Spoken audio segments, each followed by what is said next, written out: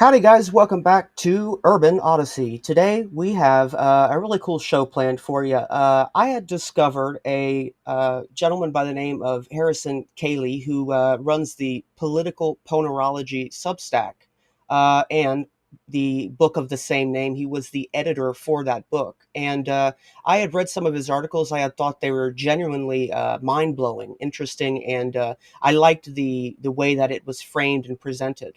And so I asked, I said, would you be happy to do an interview with me? And he said, sure. So I'm going to go ahead and bring him up now, Mr. Harrison Koehli. Hey, thanks for having me. Should I call you Urban? You can call me Urban or Josh. That's my name. My name's Or Josh. Yeah, sure. Cool. All right. So you were the editor of the book Political Ponerology. And just for anybody who doesn't know, we'll probably have to get that out of the way. Ponerology, it is a word that most people haven't heard of. How would you define ponerology? Ponerology is the study of evil. From the Greek word poneros, one of the Greek words for evil, and it was called that because the author Andrew Łobaczewski, he was a Polish psychologist. So he was grew up. I think he was born in like 1921 thereabouts. Can't remember off the top of my head. So he grew up in the 20s and 30s. And so lived through the Nazi occupation and then the imposition of communism in circa 1950. And so, as a psychologist, he and others were interested in the psychological nature of what they are experiencing.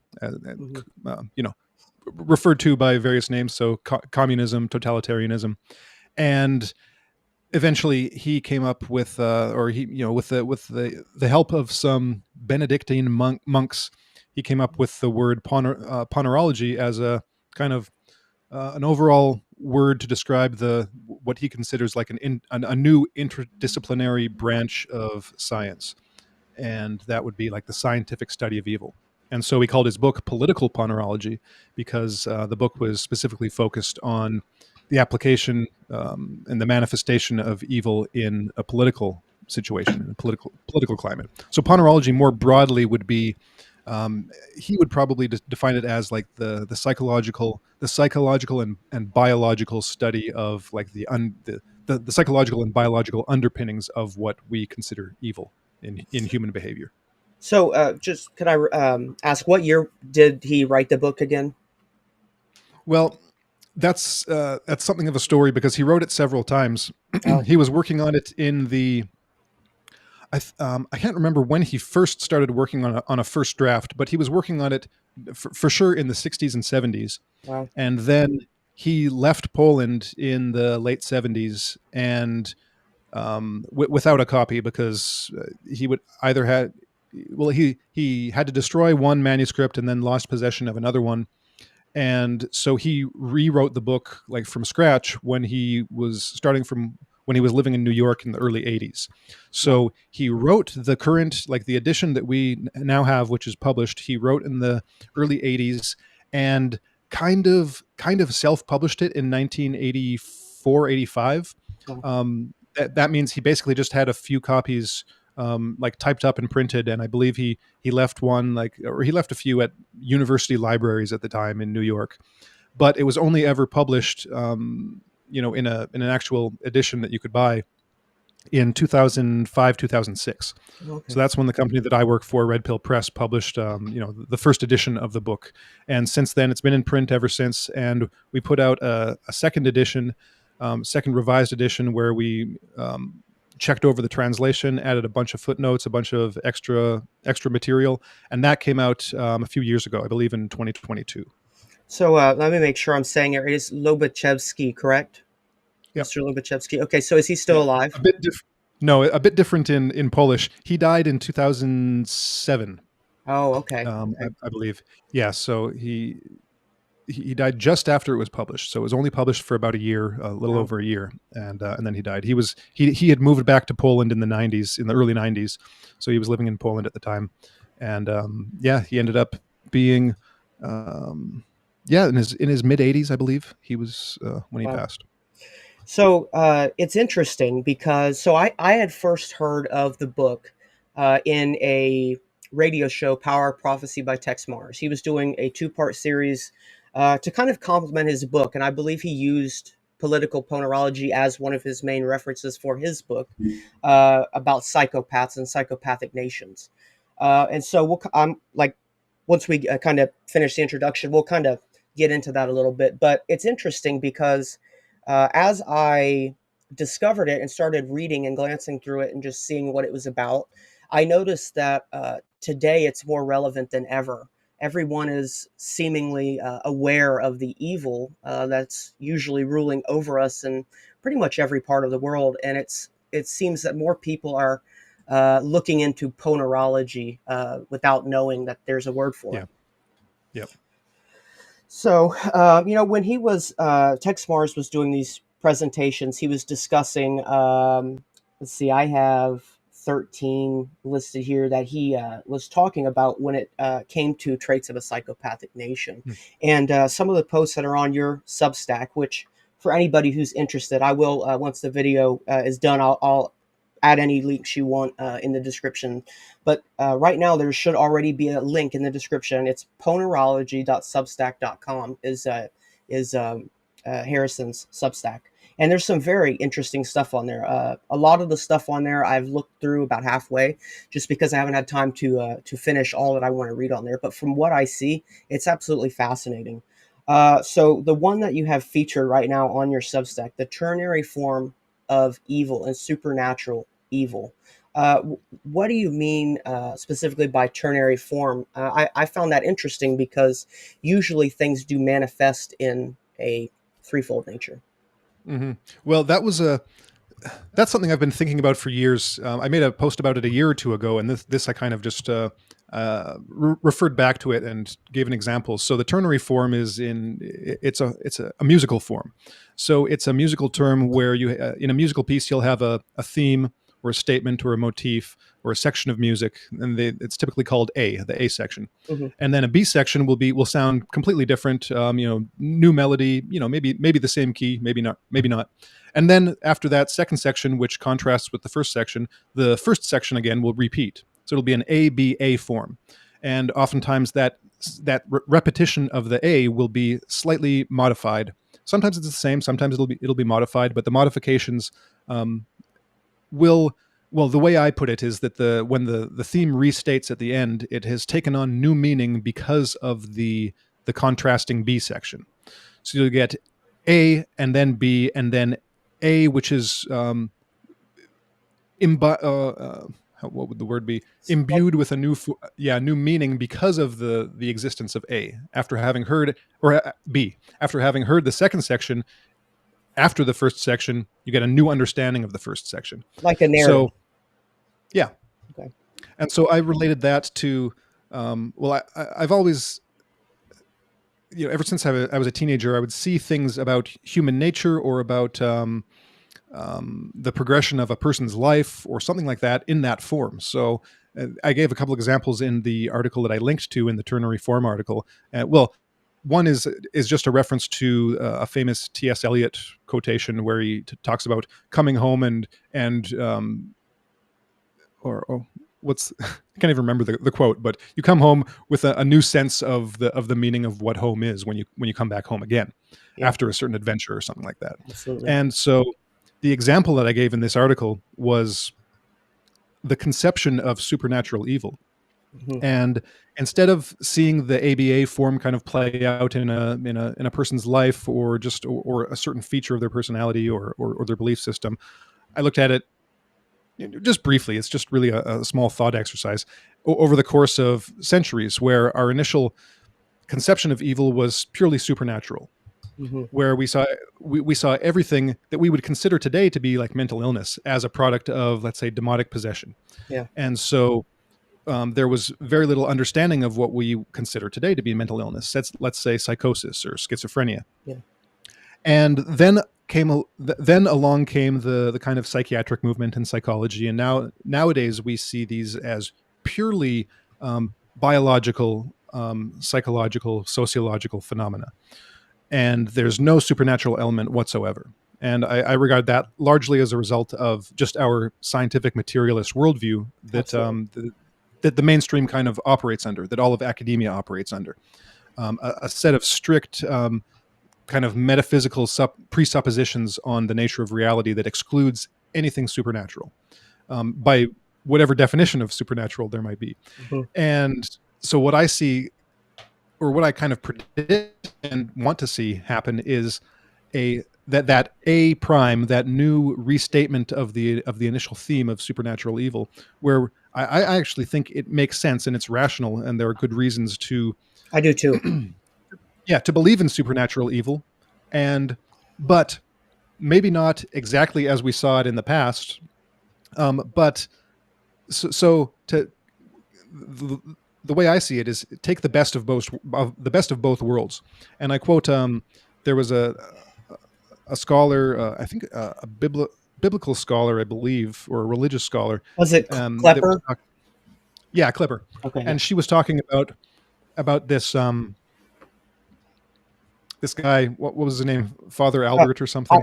I can go ahead and just read this short little quoted section if you like. Yeah, go ahead. So in your article, The Ternary Form of Evil, I think this is what you're referring to. It says, through the 13th century, Klepper says, the behaviors which we might associate with mental illness were often thought to be caused by, quote, demonic possession, unquote, a demon taking full possession of a person's body without their consent.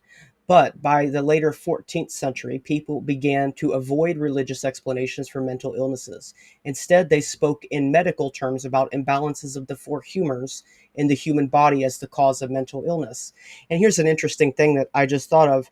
So exactly as you have said, in, let's say, the last 100 to 150 years, the belief in evil spirits and demons has decreased. But at the same time, puzzlingly, the belief in spirits and ghosts and the supernatural has increased almost perfectly inversely. And that's what I thought of when I was hearing you speak. So I'll continue.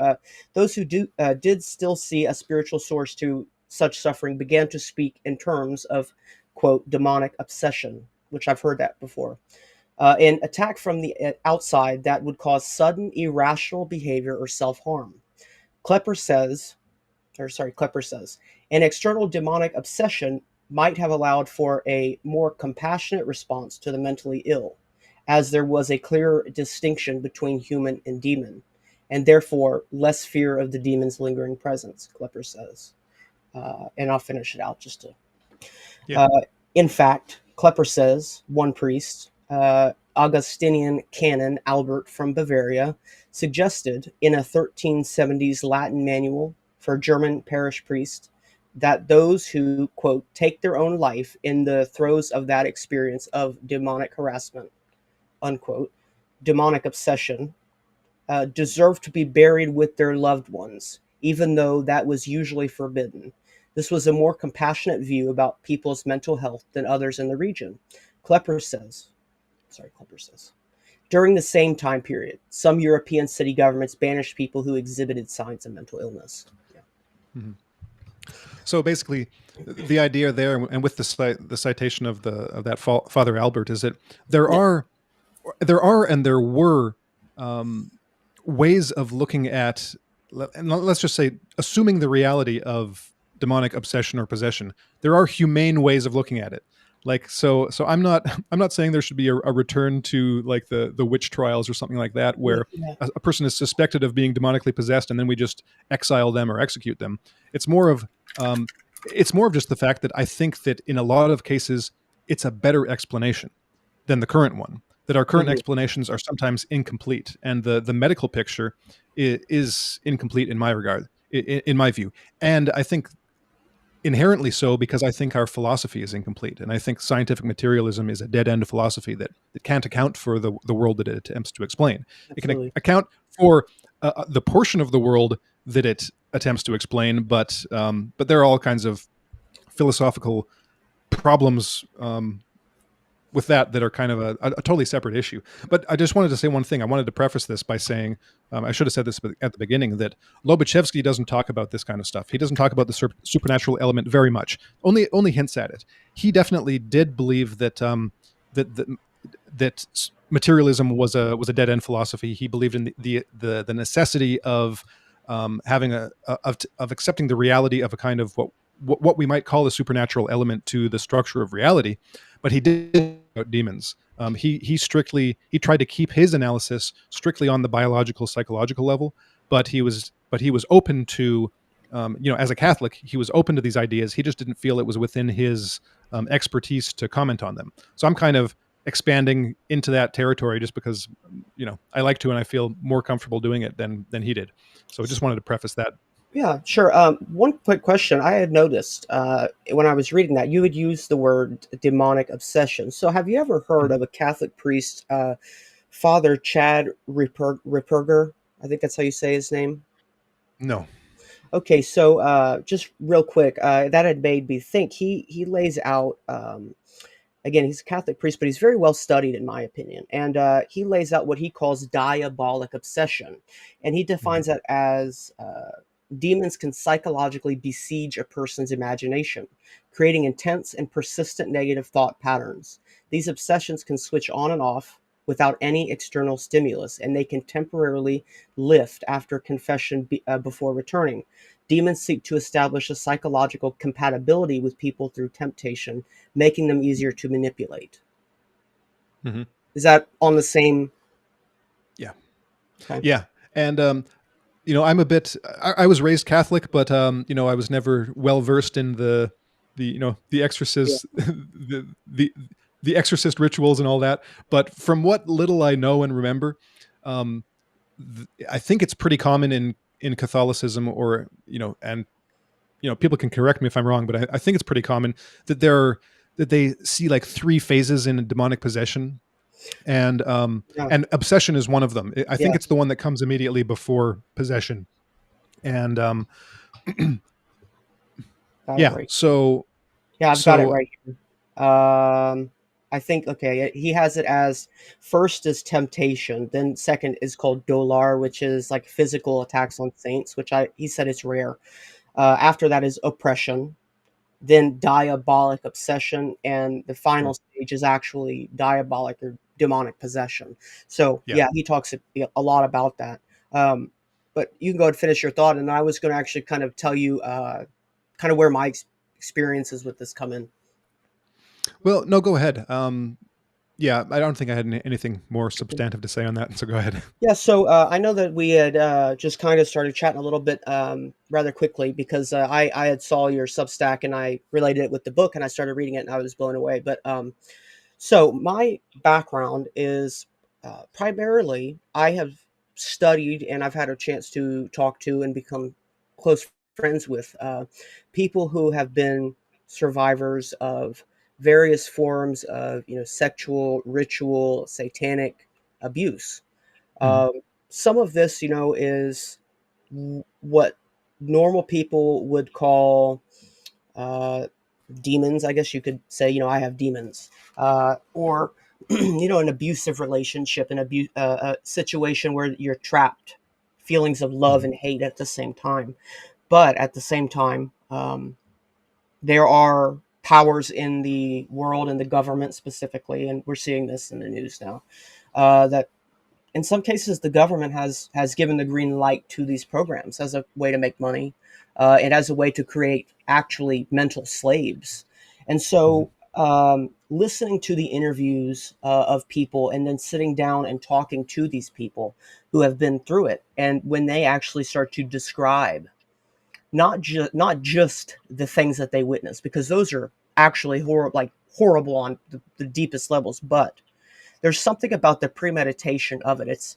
That's somebody, namely Joseph Mengele, perfected what was known as trauma-based conditioning. Using trauma with Pavlovian conditioning, and it's just this premeditation of it. What if we use all these people as guinea pigs and just torture them in all these crazy ways just to see how far we can push it, in the hopes that Mhm. we can control people? It's that premeditation. And so, having looked into this, and there's a lot of good authors on this, Fritz Springmeier and a number of others, Kathy O'Brien, who was actually a survivor herself.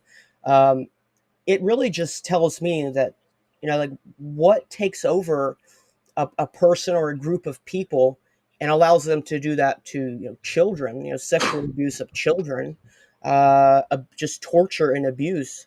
And the sad thing is that they actually think that they're doing something called strength conditioning. So basically, we will torture the child so much that it feels nothing, and thus it becomes strong from that. But that is evil, and I can't account for what force of nature takes over a parent or a anyone and allows them to be capable of that. I can't rationalize that being a a human natural good force. So that's kind of where I come in, and it shows me that evil is definitely much realer than people want to admit. Mm-hmm. Well, so that's one of the big questions that I think a lot of people have, especially when they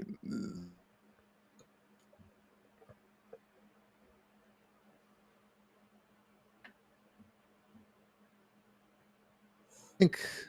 So if I'm going to take a branch off from the demonic conversation Sure, and go more towards like Lobaczewski's perspective sure. and just talk about psychopathy. Okay. So for Lobaczewski, psychopathy is the kind of essential element of a lot of these things that we're talking about, whether it's what he calls a pathocracy, so a government that is ruled and directed by such individuals, or the types of abuse that you're talking about. Because a lot of people have either don't know what a psychopath is or have misconceptions about the nature of psychopathy. Hmm. And when you get into like there's dozens of good books on psychopathy, and when you read them, when you read case studies, when you watch documentaries, it may not be a satisfying, like you'll never, I don't think any of us will be able to ever get into the mind of a psychopath, but seeing and reading about it at least gives us something of an understanding of it. Yeah. Because when you're talking about the kinds of abuse that someone can put a child through, and there are,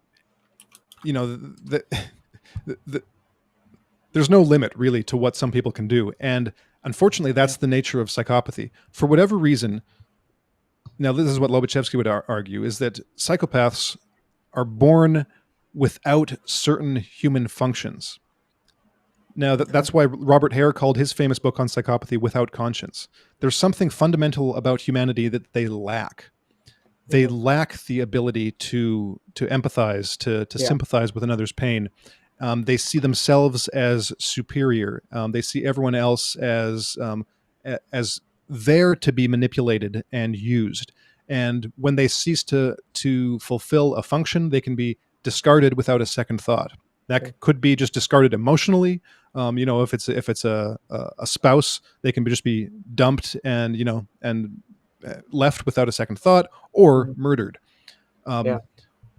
So it's very easy for a psychopath to engage in those kind of abusive behaviors, like of children, because it doesn't affect them. They have no negative feeling towards it. They perceive, the way Lobaczewski puts it, is that they perceive the morals of normal people, of everyone else, as just kind of fairy tale nonsense that only stupid people believe.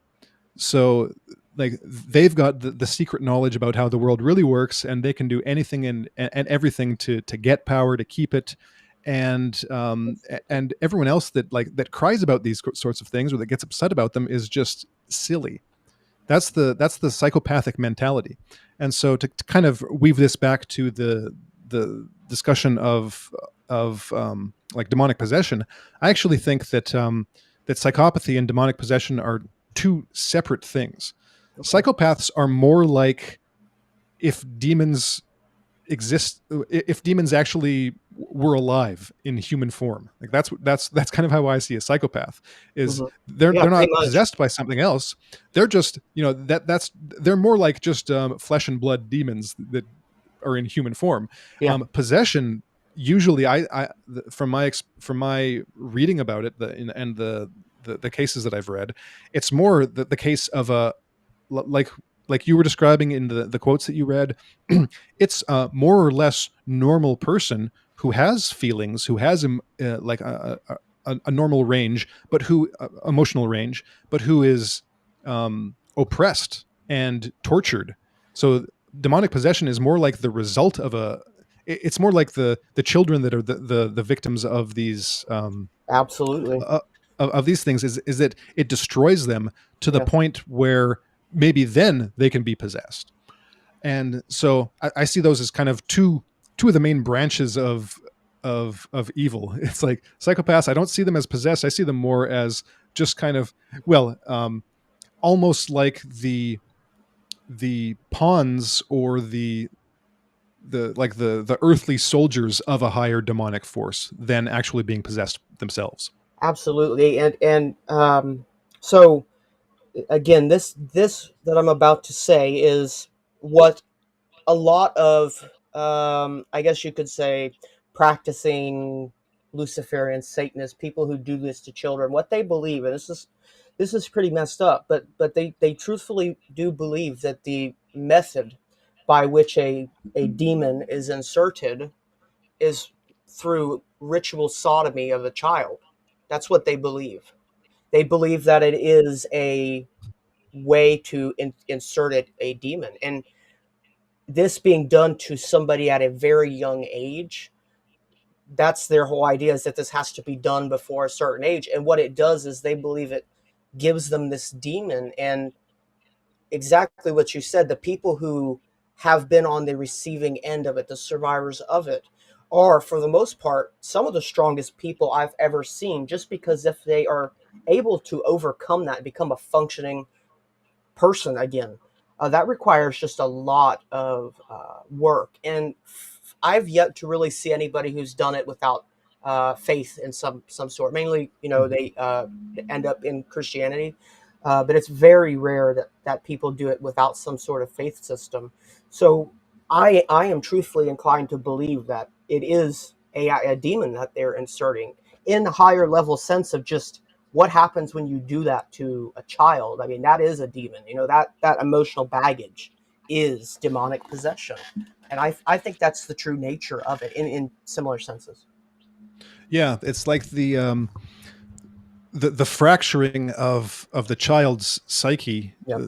I'm gonna speak kind of metaphorically, but when you break a person's psyche, Mhm. it creates openings. Yes. And so the tortures and the traumas create these psychological openings that can then be exploited Hmm. by um, you know Yeah. otherworldly beings. Absolutely. They kind of see they see an opening, they see a weakness, and they take it.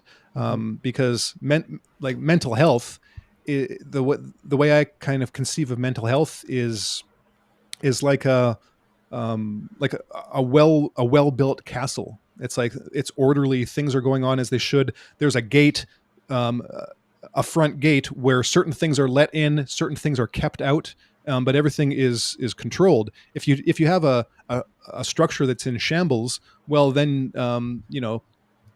enemies and thieves can just sneak in and take whatever they want or take up residence. And I think that's more or less accurate metaphor, or image of what the psyche actually is. And Boundaries. so yeah, yeah, and especially a child. So a child hasn't learned any of those techniques. They haven't had the opportunity to develop Yeah. those strategies and those techniques and that mental strength. And Hmm. so that's why it's the biggest sin, I think, Yeah. is abusing a child like that, is because it's an exploitation of that natural weakness. Like, Absolutely. so that their family by extension should be providing that protection, Hmm. but for whatever reason, whether the family's involved or just absent, it's it's exploiting the natural weakness of a child to create that psychological opening that is then exploited by other types of being. Yeah. And yeah, it's horrible. So, a good friend and associate of mine, Pastor James Carner, he has a podcast called Cause Before Symptom. As of lately, he has written 3 books so far. He just released his third. They're all free. I'll send you links after we get done. But um, so what he did was he took all of these old esoteric occult books, and he tried to see what was the same, like what is it that they're all talking about, just using similar but different language. And what he actually discovered was that in the basic sense, what these demonic higher form entities are doing is that they're actually parasiting off of what Carner calls breath, which is our divine spirit, or ruach in the Bible, in the Hebrew Old Testament. Ruach, which is the animation force. It is what God breathes into man to animate him and give him life. And so it is, his findings show that basically the same which has been called chi, has been called mana, has been called sexual energy. This is breath. And these entities are quite literally eating it, parasiting off of it. So that idea of us being containers for it, that's what it Hmm. is. And they basically set up these like circuit boards to harvest our breath. And it would be an economy, for instance. The Hmm. idea of money, when it used to be backed by gold, that was one thing. The energy output of it, for instance, are you in the United States? Yep. So when the government wants to create money, it has to go to the Fed and borrow it and borrow it. What is the collateral that the government puts up? Well, it is us as a social security. So, okay, this person lives in the United States. They will live on average, let's say 70 to 75 years. In that time, they will output this much value to the economy. And so that is what is being borrowed against. But that output over a person's life is effectively their breath, their life force energy. And so they really are, through uh, corporate structures, banking, and interest, and now the money just invented out of thin air. They're quite literally harvesting our life force energy into these circuit boards, which would be like a city. If you look at a city, it looks like a circuit board. Um, Hmm. and really, that's what in these 3 books he has explored. And I'm inclined to validate that because everything that I have found rather independently on my own really is that exact concept. All of the old occult books are talking about this in similar language. They're talking about how to, in these dark occult books, they're talking about how to steal it. Here is how you can, Crowley, Aleister Crowley, he talks about sodomy of young boys being a way for power. That's what he's talking about. And as to what you said, that idea of breaking open the mind, it is that breaking open so that they can consume our life force. It is dark, it is it is evil. But when you start hearing these people who are alien researchers and whatnot saying that we're containers, what are we Hmm. containers of, that lends credence to the theory. Yeah. I'm also a fan of, I don't know, have you heard of Paul Eno? Say that one more time. He's Paul Eno, Eno. He's Mm, a kind of a longtime paranormal investigator. He's got a book called, I think it's called Dancing Past the Graveyard. I think that was his last book.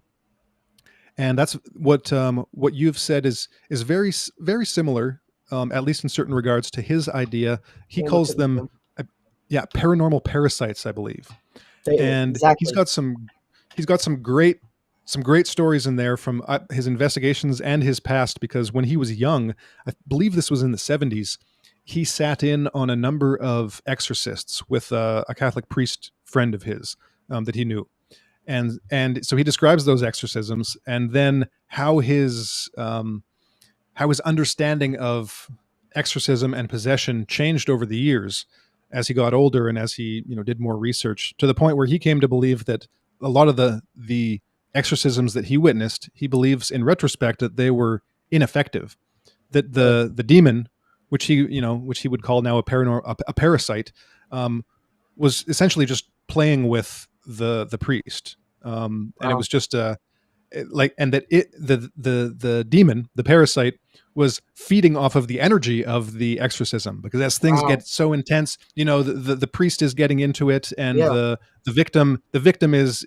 thrashing around in an emotional state, and and so he thought that was just feeding the parasite even more. Well, so that's just Maybe. one of his ideas. Very well But maybe. yeah, but I just wanted to point out that, Sure. so he's coming from a more of a secular, non-denominational, non-religious perspective, but a similar idea. Absolutely. This idea of the paranormal parasite, and so yeah, I think that's a very accurate way of conceptualizing what these things are and what they do. Yeah. So, let me just kind of sum this up in terms of the ternary form of evil. Your idea is basically that the way that it manifests in series of events in different ways, like a narrative or kind of a meaningful pattern to a person. It's individual, of course. You're saying that that is kind of how it manifests, not just one single event, but for the most part a series of three events, kind of. Yeah, I think it's kind of like, I see it as some kind of universal pattern that's Yeah, built into the universe, and absolutely. into our very structure. So there's another Polish psychologist that I really like. He was an older colleague of Lobaczewski's. His name was Kazimierz Dąbrowski, and he wrote a bunch of books. Only a couple of them are in print, but all you can find all of them on. I believe the website is positiveddisintegration.com, Okay. and his perspective, or his theory was all about human personality, human variation, and human growth, like the development of people from a what he would call like a low level to a high level, because he believed that humans didn't all exist on one uni level, single plane of being, that you could actually say, oh, this person um, is on a higher level than other people, and the process through which that happens he called personality disintegration. So this is interesting. This is kind of the positive half of what we were talking about, is the breaking of a person's psyche. Well, for Lobish or for Dabrowski, a personality disintegration can be positive or negative. Negative would be what we're talking about, that results in like psychosis, but Ego or death, suicide. something on the Yeah, positive. right. It's a loosening of the previous personality structure, to Yeah. then allow a higher structure to then emerge, that's over and above the lower structure. Yeah. And so in this form, again, we see the ABA form, because the for Dabrowski, the ordinary, like, average human exists in a state of integration. A solid personality structure. It's hard to break. Other outside events won't phase a person. They might have little tiny, like, ups and downs in terms of their emotions, but they're pretty solid. They work for their whole lives. They don't go through any major mental health crises, but they're pretty much stable. So we call that primary integration. But then there's that disintegrative stage or level, where again, it might be severe mental illness. It might be like an existential anxiety and depression, a dark night of the soul. And so there's that loosening and disintegration of the structure, where the person comes into conflict with themselves. They start criticizing themselves. They identify things about themselves that they're not satisfied with. They get a picture of who they could be, and they they engage in a kind of a mental work to become that person. And then at Mhm. the end of that road is what he called secondary integration. So again, it's an integrated structure, very similar to the initial primary integration, but this structure, this integration exists at a higher level, and so that would be something that he might call like a sage, or a saint, or a person that's just on a whole other level than the ordinary person. So I think that the ABA structure is not only, well, it's baked into the very basics of whatever makes us human. That Absolutely. and we yeah, so you can find it like in a full life like that, and then Hmm. I'm just having fun with it, where I'm looking at okay, the medieval conception of supernatural evil is A, the modern materialist view of mental illness is B, and now the restatement of the theme, the new A section can be like a melding of the two that looks very similar to the medieval one, but with some kind of important differences. What the idea behind that is what you were saying, kind of something that's inherent. It's like a programmatical almost, and something that had dawned on me that was kind of interesting. I'm like a kind of a gearhead. I like computers and coding and stuff like that. And in Linux operating system Unix, there's something called a daemon, a Daemon, daemon, whatever. But what it is it is a background process. So if you have Windows and you open your task manager, you're going to see all these processes running in the background. Those are effectively daemons.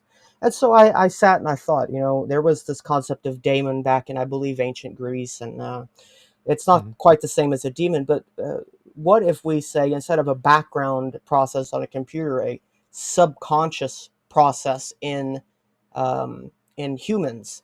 Mm-hmm. And how would that manifest? Well, uh, if you've ever had something in life where it's like, why do I keep doing this thing that I know I don't want to do, but why do I keep doing it? It's this idea of maybe there is just this subconscious rooted, deeply rooted programming, and that being, conditioning or behavioral loops. For instance, if uh, drug background, or like, have you ever done drugs or something like that? It's like you feel bad for doing them, and so to numb that pain, you go and do them. But then that fee, it's just a big cycle of insanity. And ultimately, one of the most profound things that I tell people, and so I'll tell you, the idea of damnation. One's life is supposed to be like a mighty flowing river. It increases with goodness and strength and grace over time. And that's why Christ is connected to water as a symbol. But to stop up that river is to dam it, to stop progression. And so damnation means to stop or halt progression.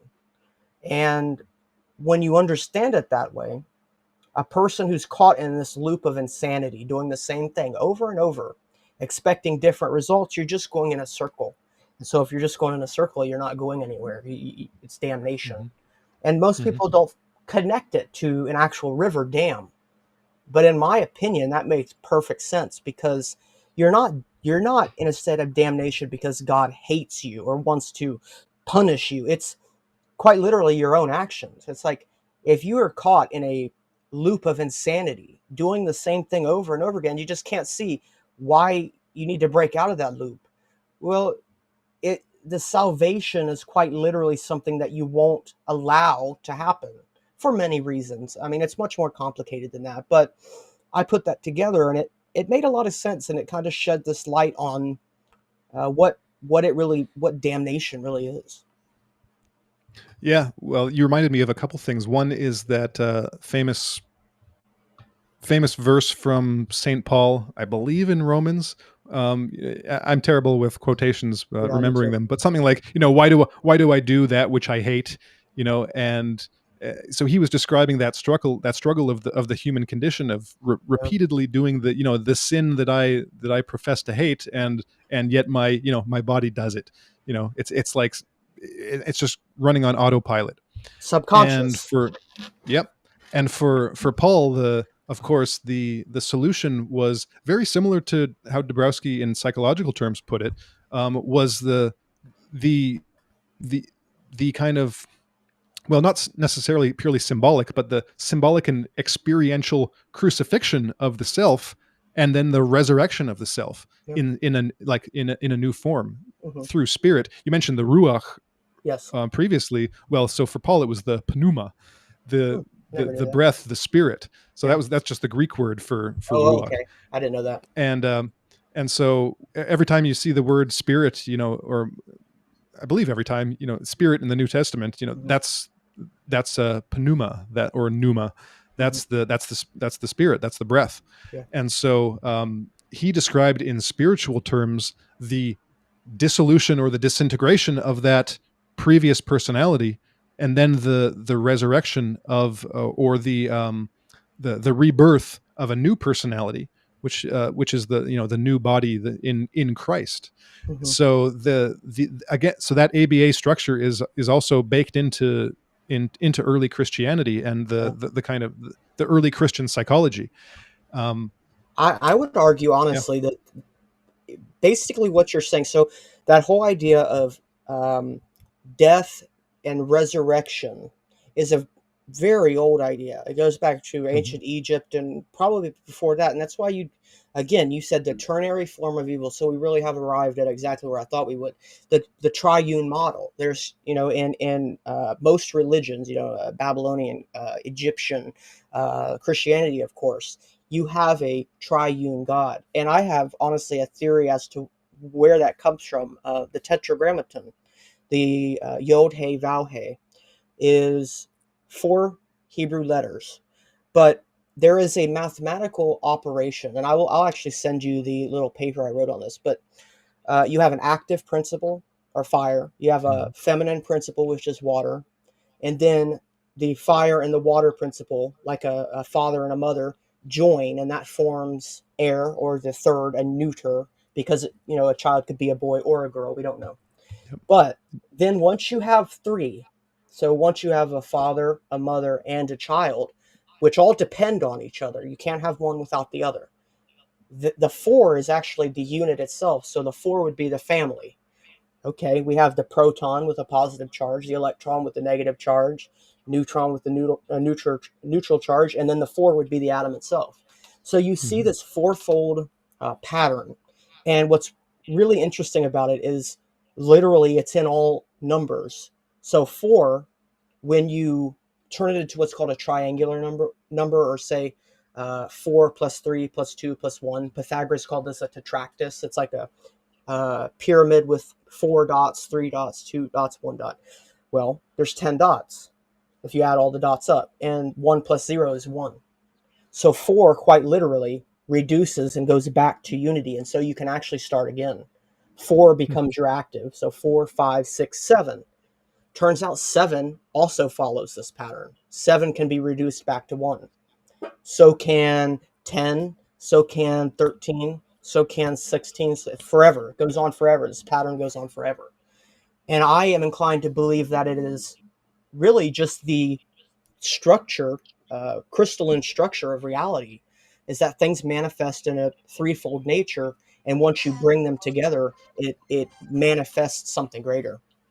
And that's, I think, what you were getting to. And that's kind of what I uh, began with my thoughts, ternary form. Well, this is probably going to take us to the same reason that there's three forms in almost anything. But yeah, I think that's brilliant. I was going to see, would you like to either go to the introduction to Pathocracy, Ponerology, or would you like to go to the Overton window hacking? We can go into either of them. It's up to you. Whatever you want, whatever interests you more. I'll talk about anything. Let's go into the Overton window hacking, because that one Sure. I don't really know much about that. So we'll go into that. And actually, what I'm going to try and do is I'm going to see if we can share it so people can see it, and we'll kind of be at the corner and be able to talk about it as people can see it. So let's see if I can do that. There we go. Cool. Yeah. So the article, Overton window hacking. Give us a summary of it. Kind of what were you addressing here? What was this about?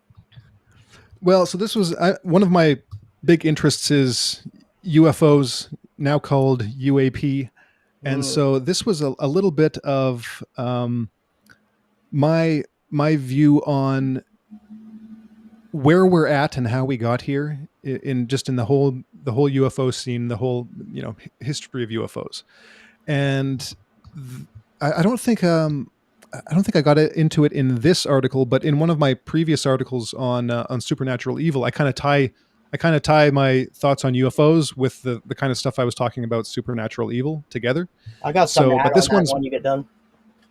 All right. So, but this one's mostly just how I see um, how I see how the secrecy developed, um, and well, I guess I'll just talk about the title. So, Overton window hacking.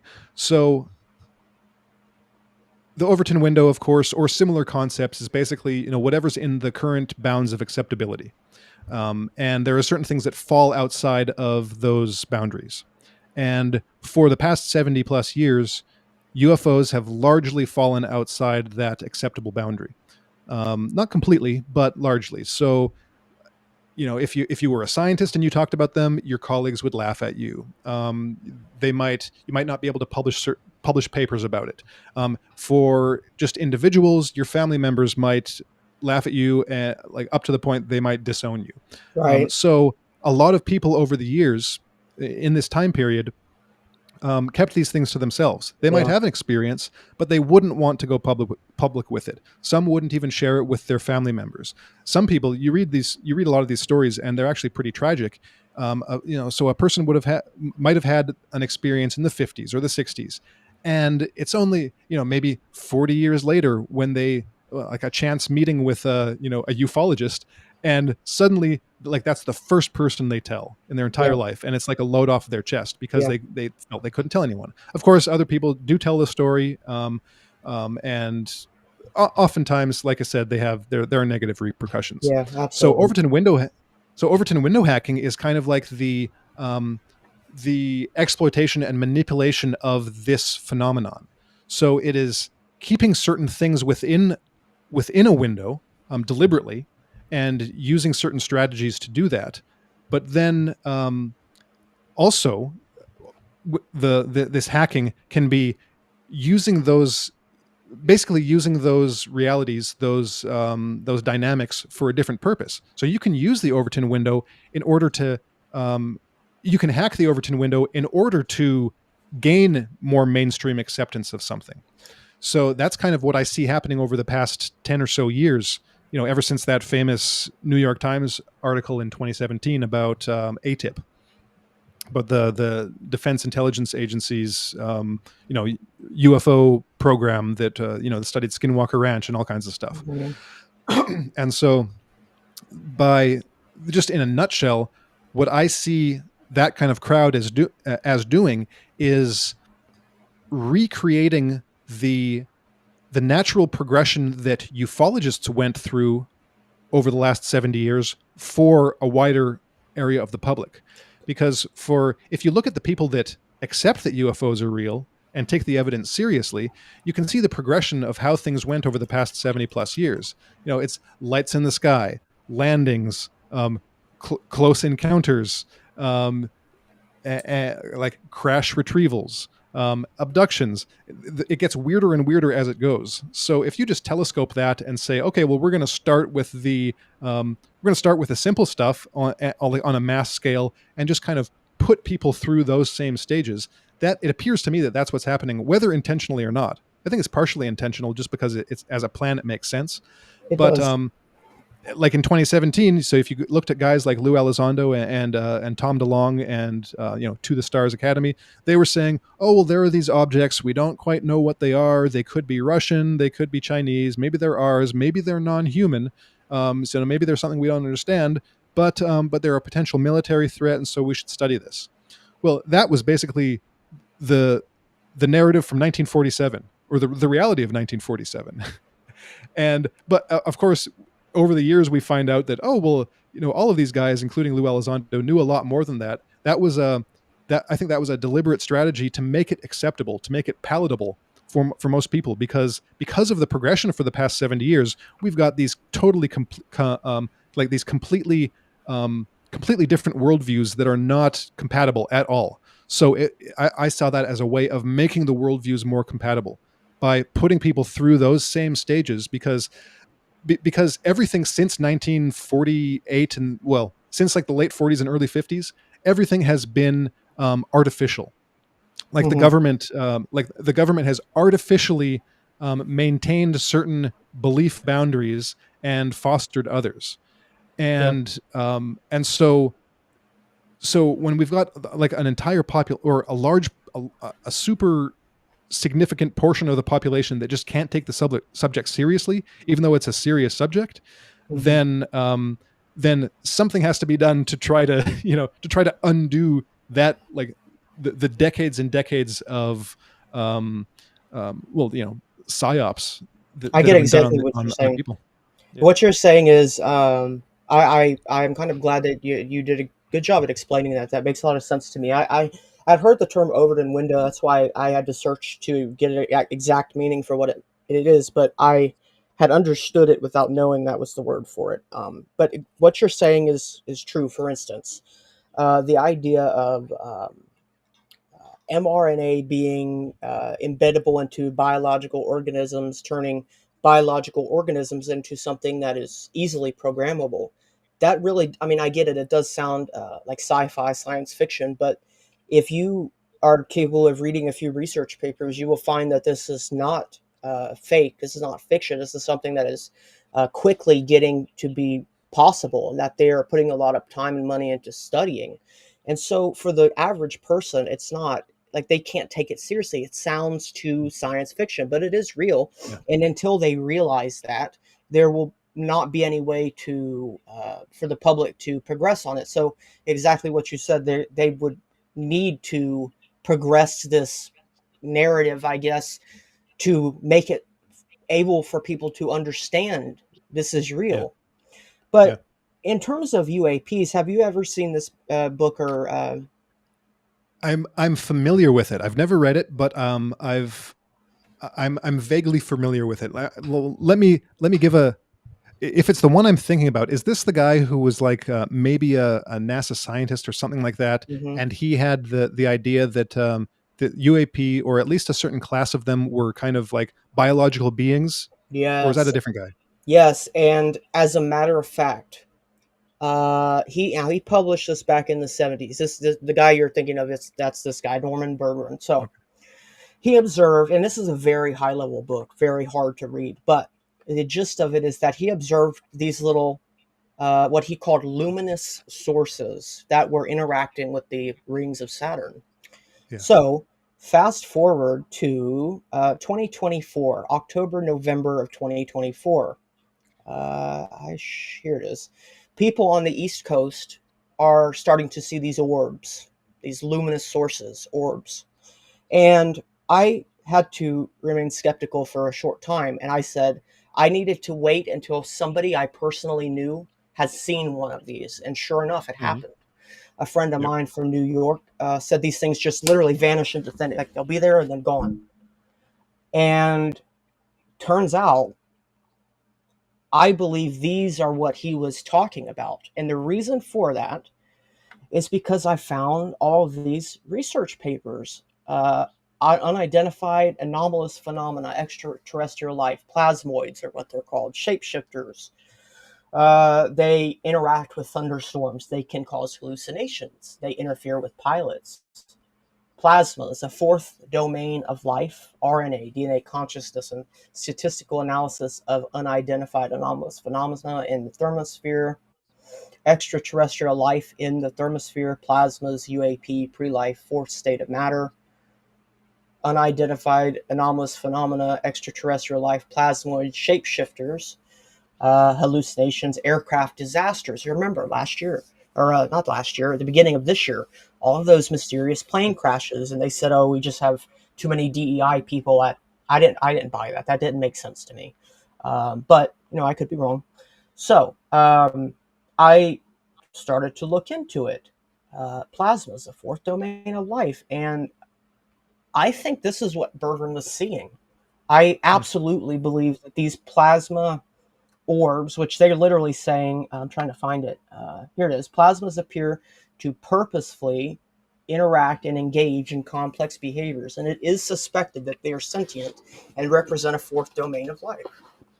So I think it is a good possibility because uh, like he said, these are luminous sources. So I look into it. I say, is it likely that these luminous sources that Berggren was seeing, could they be plasmas? Absolutely. Indications of plasma activity are abundant. pinched plasmas, electromagnetic properties, highly ionized matter. He believed they were kind of nursing or feeding off of the rings of Saturn. Uh, so I asked about that. Ring formation and gaps. Rings are now forming slowly around other planets. Nobody really knows why. Luminosity and energy transfer. A lot of these are very technical and high level, so I only understand a portion of it. Uh, but yeah, all of these plane crashes, all of these sightings, they just literally vanish into Mhm. thin air. That's what my friend said. They're there 1 minute and just gone. Yep. So I don't know. All I do know is that in the biblical understanding, Satan and his fallen angels came as lightning, which is a plasma. So who knows? Hmm. Yeah. Along those lines, I interviewed a guy named Simeon Hein, Hein, and he's got a book called Dark Matter Monsters. Hmm. And so, well, his ideas are very similar to that. You might be interested in checking out his work. Okay. Yeah, about morphing plasmoids, and yeah, he goes some pretty interesting places with that. And yeah, I've had some similar ideas. I think there's a number of phenomena going on, but I'm definitely open to something along the lines of what you're suggesting there. Hmm. Yeah, it's definitely something that's very touchy because first, are they inclined to?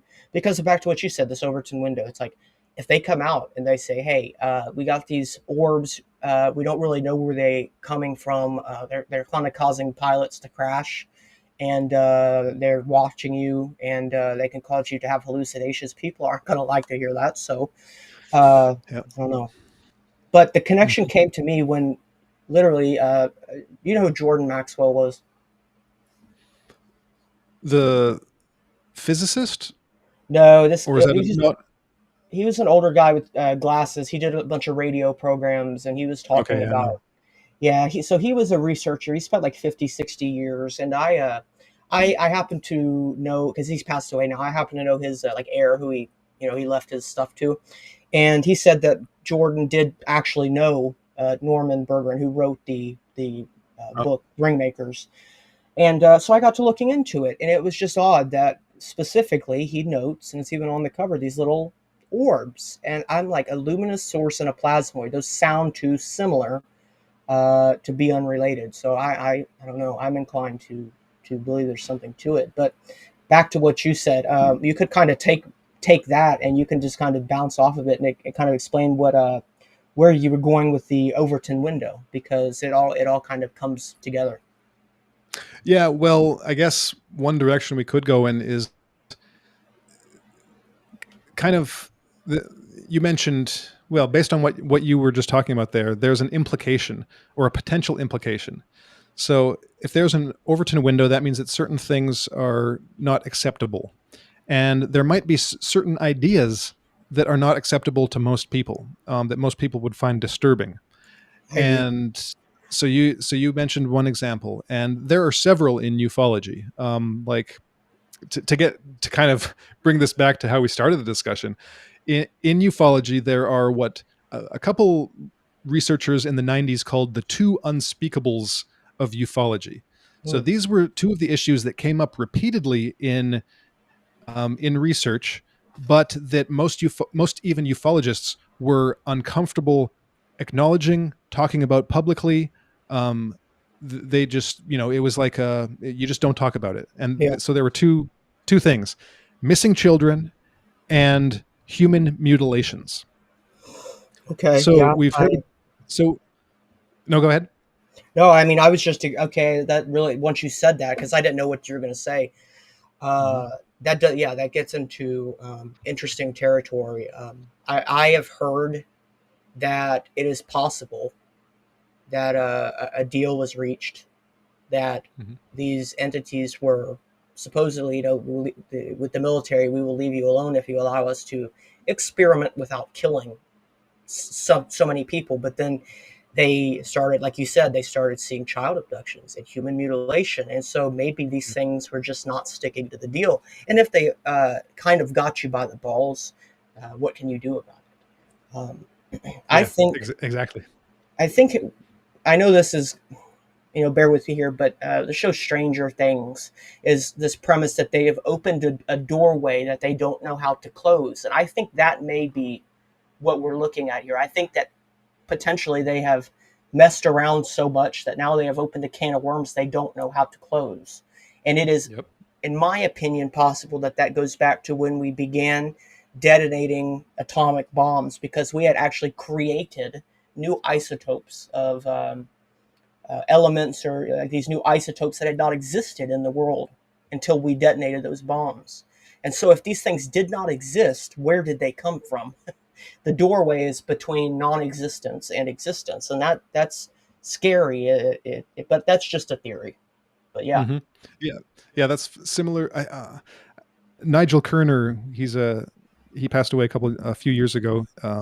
He had some similar theories regarding UFOs and aliens, and also David Lynch and Mark Frost, who wrote Twin Peaks. Um, they have that was the picture that Frost painted in his kind of uh, non-TV work on Twin Peaks. That and it's depicted to a certain extent in the third Twin Peaks season, where the nuclear detonation at Trinity kind of opens a portal, and through which certain forms of evil come. But getting back to the article, so I can't even remember if I mentioned this in the article or not. But the going in that direction is that if that kind of stuff is true, it would both explain, or it would both give a rationale for why there is so much secrecy. It's not yeah, the only reason, but it would give a reason. And but in my mind, it's a reason for why it should be disclosed and made public, because I don't think that keeping people in ignorance protects them in cases like this. It's just like with psychopathy and with the kind of things that you deal with and that you research. Not knowing about it puts people in danger, in my mind. yeah, And having like an open discussion about all of it, even if it's destabilizing, even if people freak out a little bit, I don't think people are going to absolutely lose their minds. I think that there's enough skepticism in the world that most people wouldn't even believe it. And that the serious people, I think, could have a discussion about it. It would be upsetting, but that's life. That's stuff like that happens. You can't artificially just stop that kind of thing from happening. You can't do it in an individual life. You can't do it to humanity at large. That just reminded me, when you were talking about damnation and your idea about damnation, mhm, um, I was just or one of the things that came to me was that that image of the dam, like a literal dam, mhm. um, blocking off the flow of water as a Energy. river and energy. Yeah, that just reminded me of it's Me too. energy, and Yeah, like ruach. So very like good the point. I spirit. like that. Thank you. So it's like an internal blocking and damming of Wow, one's own energy, and that's a that's a form of good illness. connection. Yeah, that's a really good connection. I never thought of that, and I'm actually surprised now that you said it. It seems pretty straightforward, but Yeah, that's really interesting, and I will probably be thinking about that for a while. yeah, cool. Yeah, energy, life force energy. What was called, like I said, chi, mana, sexual energy. All of this is life force energy.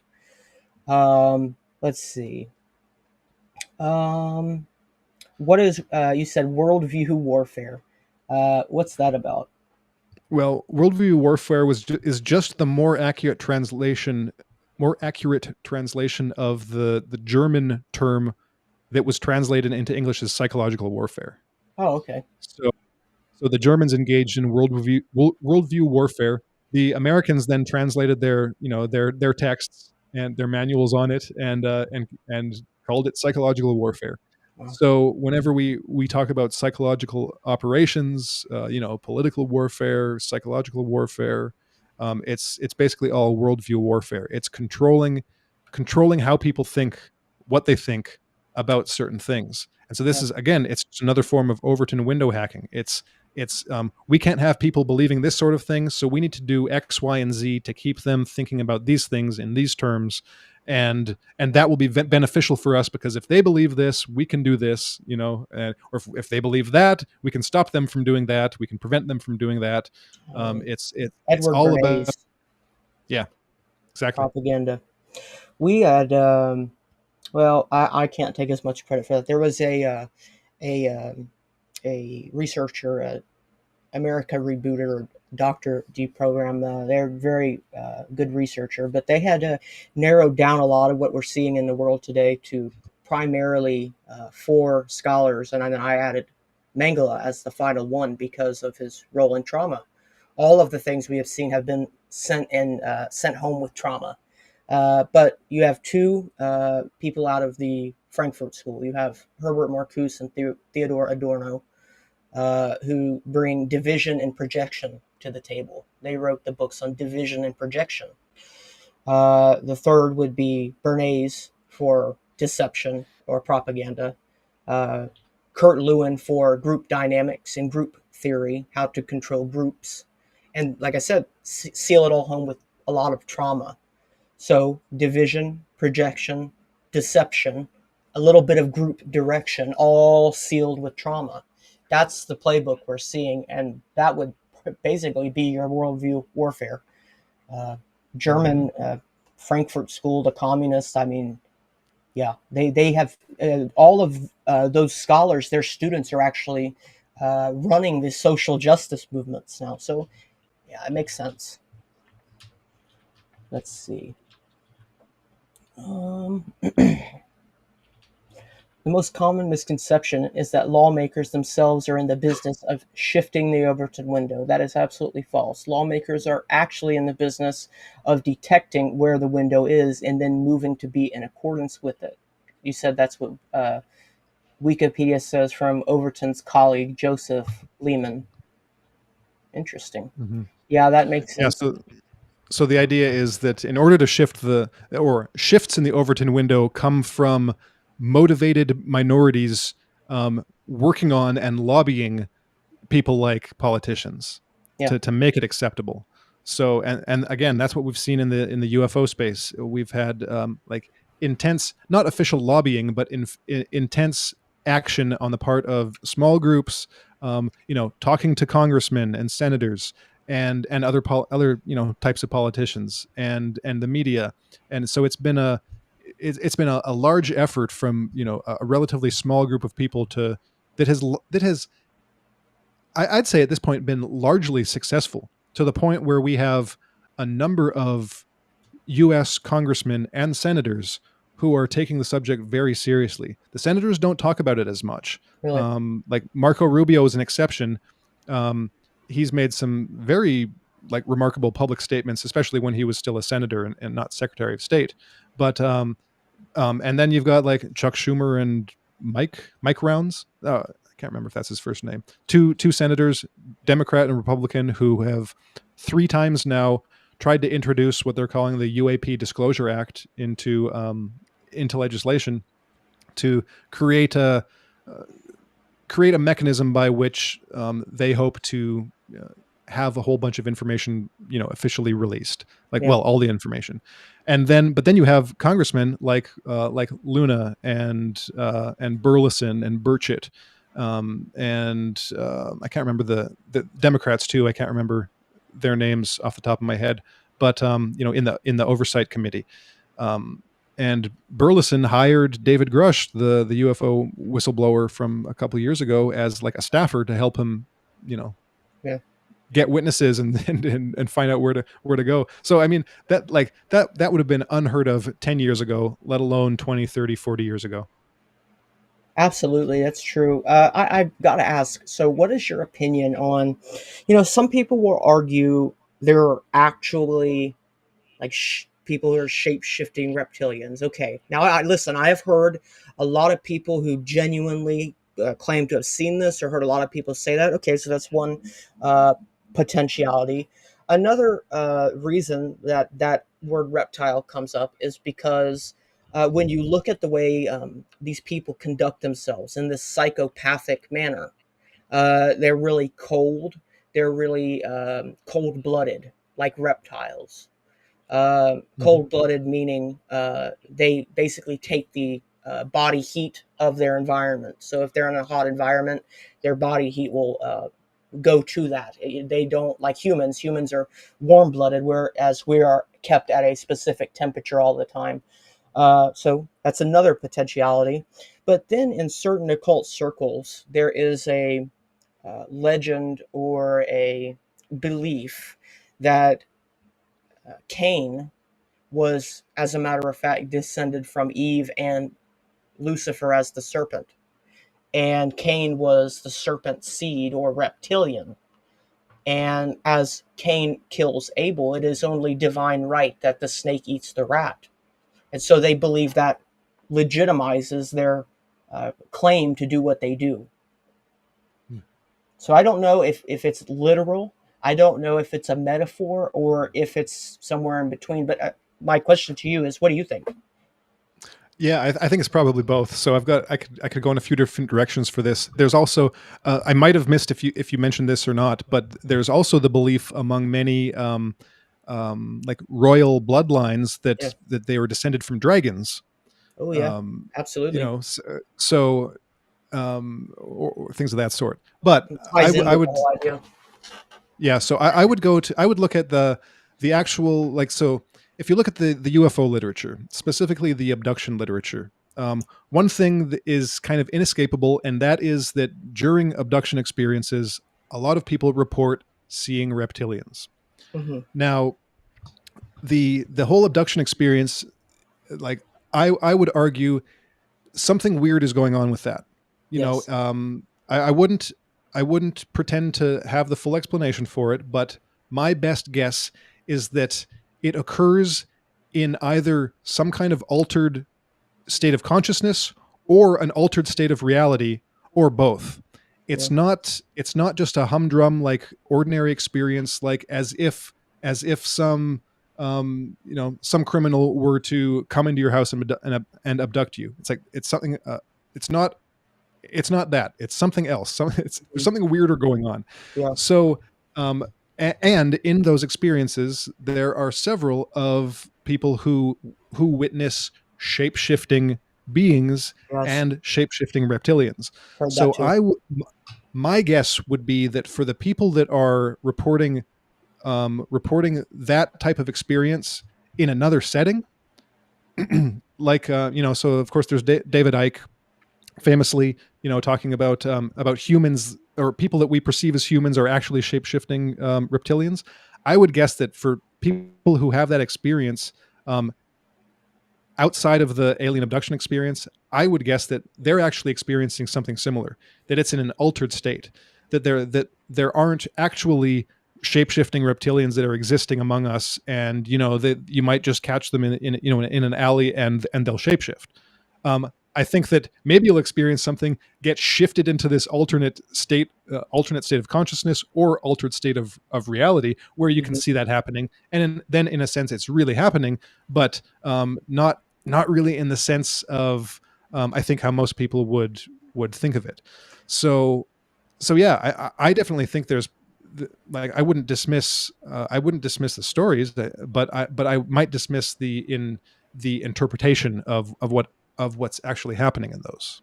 Yeah, absolutely. Because see, I again, I've heard Kathy O'Brien, and there's a few other survivors of like ritual abuse have also seen this with with their experiences. However, now here's where it gets interesting.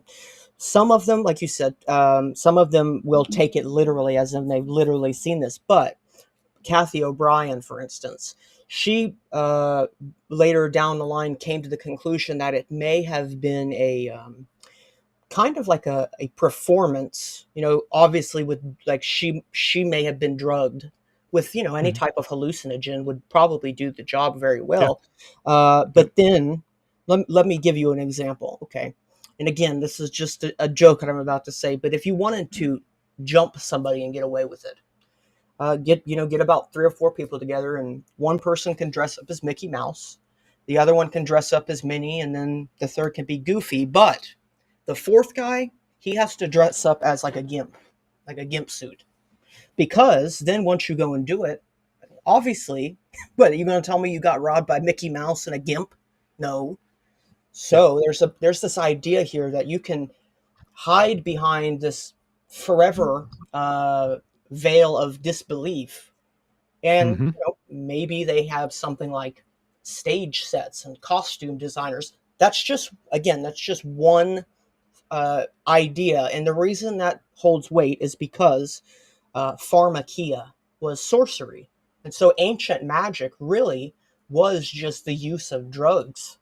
The assassins, the hashashin, hashish comes from that, because what they would do, and this is brilliant, I have to admit it's brilliant. What they would do is they would take their new initiates, they would drug them with hash, and once they would go to sleep, pass out, they would place them into this beautiful orchard, this beautiful garden, and while they were all doped up, they would put on this show for them, and tell them, you're in heaven now, and you can come back here, but you can only come back here if you follow the leader's orders, and if you dedicate your whole life to this order. And then they would do this, and once the guy would pass out again, they would bring him back out and put him back into the real world, and convince him and gaslight him that he had died and come back to Earth. And this was a way that they would control them, and it was brilliant for the time. But I'm saying, maybe it's that, and I could be, but Mm-hmm. I really am not. Like I said, I can't say for sure that they're not real, because the evil things that I have heard these people are capable of, like just some of the things that these survivors have witnessed, like the the level of evil you're dealing with here, and like I wouldn't be surprised if it was a reptilian. I mean, Mm-hmm. uh, Yep. Rothschild, the guy that just died, Jacob Rothschild. If you listen to his voice, that guy's voice sounds like an alien. Like there's no way some real man sounds like this. I don't know. I'm just. Yeah. Uh, Well, I always think my multiple choice answer, it's always all of the above, yes, me too. because so you're talking about the kind of the Mickey Mouse and Gimp example. Yeah. Well, there are suggestions, there are examples that suggest that even in the abduction literature, that the so-called aliens do that. That Hmm. they appear in ridiculous forms in order, so well, seemingly so that no one will believe the witness. Like that South Park And episode. right, and oftentimes it's with children. Yeah. So there are tons of because in the abduction lore, abductions begin early, age Yes. of 2 to 4 years old, and oftentimes the a child who has recall of their experiences in their childhood, they will remember um, interacting with very strange beings. It Hmm. might be, as in the case of Terry Lovelace, um, um, talking talking circus monkeys. Other kids recall, Disney characters, or Casper the Ghost, or Barney the Dinosaur. Um, so there is at least the possibility that such beings deliberately take on, well, acceptable forms, a form that the child Yeah. will accept, but also ridiculous forms. Like there are, I think it's Joshua Cutchin who, in his books, I think it's him, mentioned that there are a surprising number of Gumby reports. Hmm. Remember Gumby, the green, like uh, like plasticine kind of toy. I think so. Yeah. Well, so Gumby's this character from like the 80s and early I'm 90s, I gonna look think, it up. and Gumby. Okay. So there are several people that have reported actual encounters with Gumby, and these aren't just, This. so there's Gumby, That's crazy. Wow. right? So along the lines of what you were saying, if someone comes along and says they had a scary encounter with Gumby, no one is going to believe them, right? Yeah. Absolutely. Let's see. Sure. Well, there's Gumby being abducted.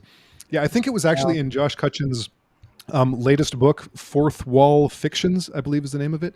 And he's just got I haven't finished the book yet, but so far he's mentioned it a couple times. I think he's going to come back to it in the rest of the book. But yeah, he mentions a few people that have, had strange encounters with Gumby. So Absolutely. I, The one thing I would probably, again, it's still my opinion, but I am pretty firm on my belief that whatever these are, I don't believe they are uh, um, uh, good. I think they're yeah, probably fallen angels. And the reason I showed you that research is because, if the understanding and the symbology of fallen angels falling as lightning, well, then it would make perfect sense that these fallen angels would in reality be plasma. And again, the ancient word for God in Hebrew is El, electricity. Uh, Saturn was El. So we have a lot of odd connections here. well, I've got another one. So this goes back to what I was saying about pneuma or pneuma in the New Testament, and specifically in Paul's writing.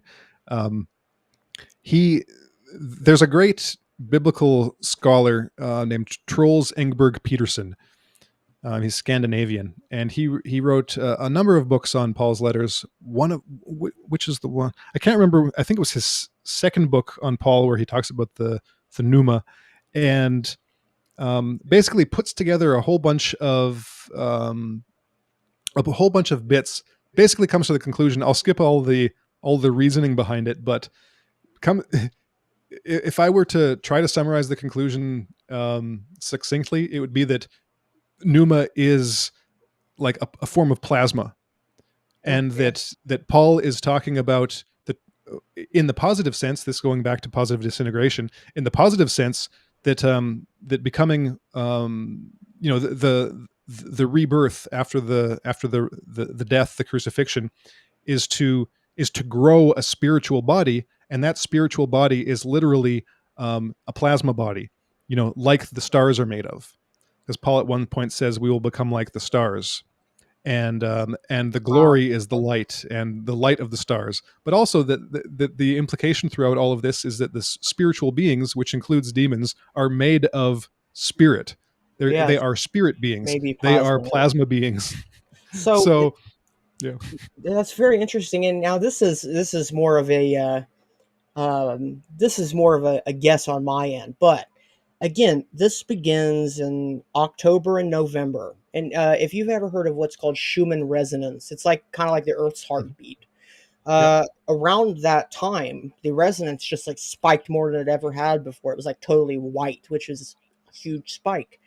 Okay, so a lot of weird stuff happened after November, heading up to the beginning of the new year. And oddly enough, because I remember it, I was actually streaming on New Year's Eve. Right as the clock hit midnight, a huge bolt of lightning hits the Capitol in Washington. mhm. And before that, on Christmas Eve, they had hyped up this. Here, let me see if uh, I've got it here somewhere. One second. Yeah, they had hyped up that in Rome, the uh, Pope was opening a Jubilee year. And so they opened what they called sacred portals for a ritual that had never been done before. And I'm sitting here thinking, why are they using this terminology? Why aren't they just saying doors? And it's not one article that says this. It's like and I have it listed here. It's just hard to see. All of these use the same wording: portals, ritual, never been done before. This final door that they opened was at a prison. Odd. And when you put them on a map, you get the sigil of Lucifer. What's that about?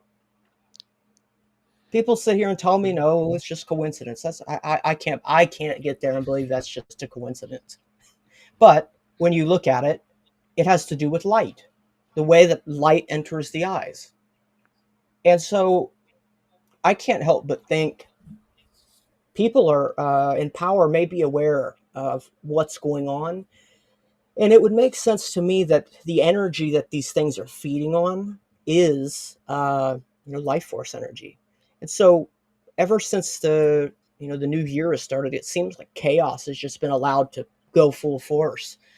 just do everything you can, crash the planes, genocide the people in Palestine, blow up every other country in that part of the world, Ukraine, go full throttle, just go for it. And that's what Albert Pike said. I don't know if you've ever seen the Three World Wars letter that he wrote. And he said, the final world war was going to be to basically get people so demoralized that they will accept what they want. Mm-hmm. Yeah. But, let's see.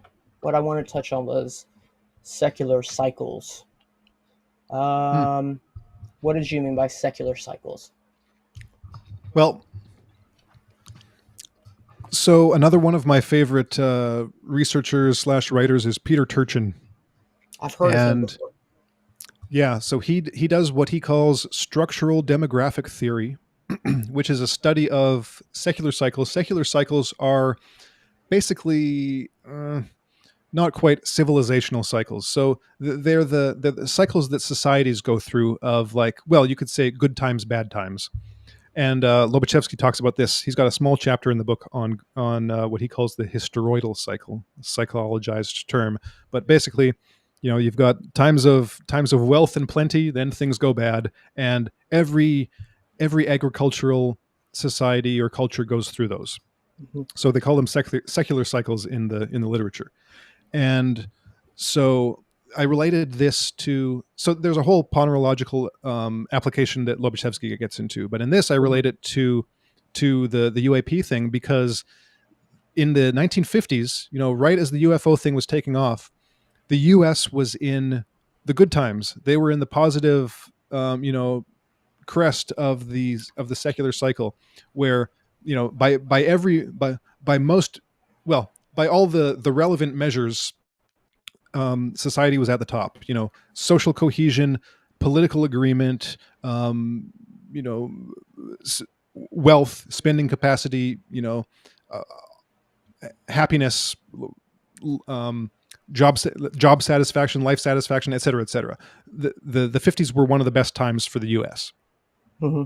And so I was basically just arguing here that contrary to the fears of the national security state at that time, that probably would have been the best time to break the news, to be honest with the American and the world public, world public by extension, but the American society at least was psychologically in the best state to get uncertain, or in the worst case scenario, bad news.